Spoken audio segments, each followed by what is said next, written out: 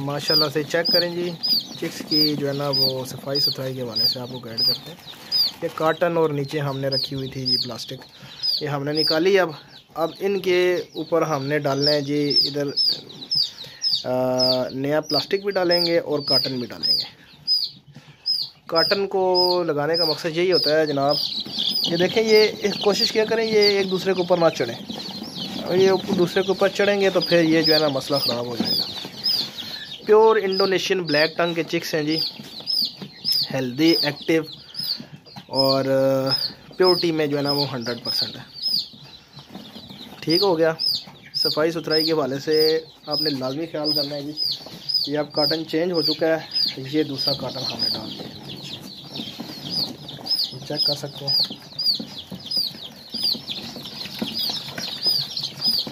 ये काटन डालने का मकसद ये है कि जब ये बीठे करते हैं जी तो ये काटन जो है ये पानी को जज़्ब करेगा और इसमें नमी जो है वो नहीं पैदा होगी और चूज़े जो हैं वो आपके एक्टिव रहेंगे। ठीक हो गया।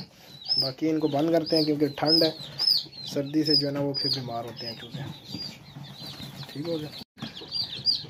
ये देखें जी, ये चूज़ा एक्सपायर हुआ अभी, क्योंकि सारे एक जगह पे इकट्ठे हुए थे तो ये इसके ऊपर चढ़ गया, ये एक्सपायर होने लगा है तकरीबन। ये देखें, बल्ब हमने एक साइड पे लगाया है जिसकी वजह से ये सारे जो हैं वो बल्ब के नीचे खड़े होते हैं तो फिर जो है ना ऊपर नीचे आ जाता है। अभी इसको हमने दरमियान में करना है, दरमियान में करेंगे तो तब ये देख लें, हमने जो है ना वो सिस्टम बनाया है इसको दरमियान में करने के लिए,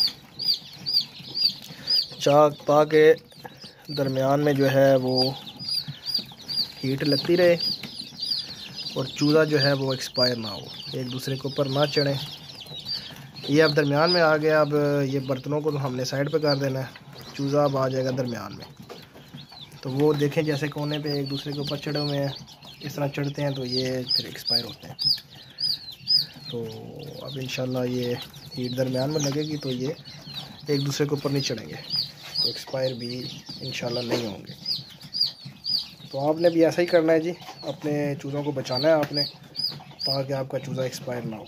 ठीक है। ये देखें, ये छोटे चूज़े, ये अब तकरीबन 5-5 दिन का चूज़ा है, ये 1 हफ्ते का चूज़ा है, लेकिन इसमें यह है कि ये बहुत छोटे होते हैं, लगता है ऐसे है कि 2 दिन का चूज़ा है। बाकी ये फीड वगैरह हो रही है जी। चलेंगे।